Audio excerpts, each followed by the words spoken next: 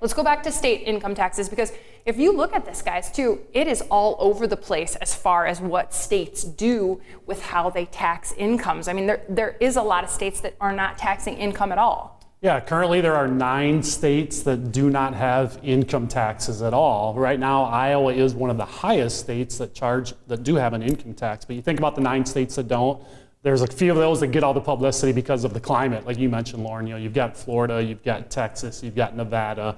You know, there's a few others, South Dakota, Alaska, again, a couple others in there. So some of those are already at that point where they do not have income tax at all. Iowa, with the high income tax rate that they have right now, we're going to be making some changes. We're trying to get more competitive with what level of taxes Iowa residents have to pay. Yeah, and it's because of the Iowa Nice and all the great things about Iowa, why people stay here.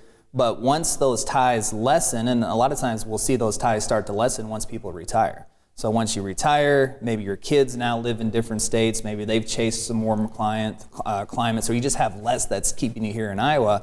It's tempting then to go to a warmer climate and then a friendlier tax state that with friendlier taxes.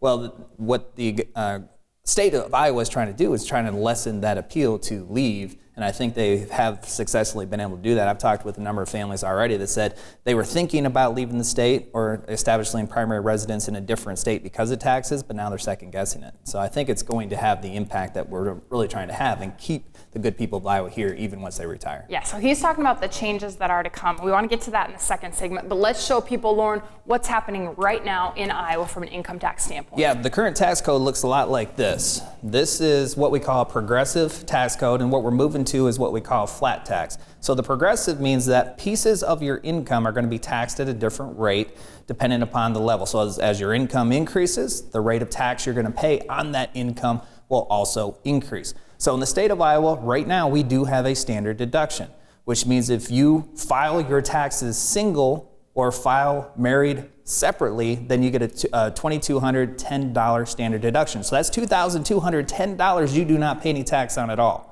If you're married, then it's $5,540, so $5,540 of income. Your first taxable income is not subject to tax. After that, then your income goes from 0 to 1743, is taxed at 0.33%, and you can see how as the income increases, the rate of tax that you pay on that band of income increases as well.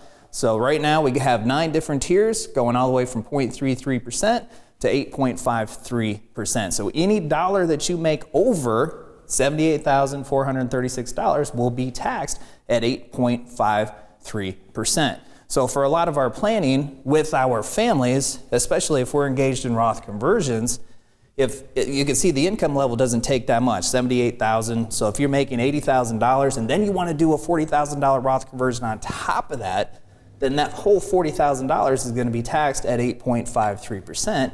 And from a state tax level standpoint, that can get expensive. That 8.53 is the 6th highest in the United States.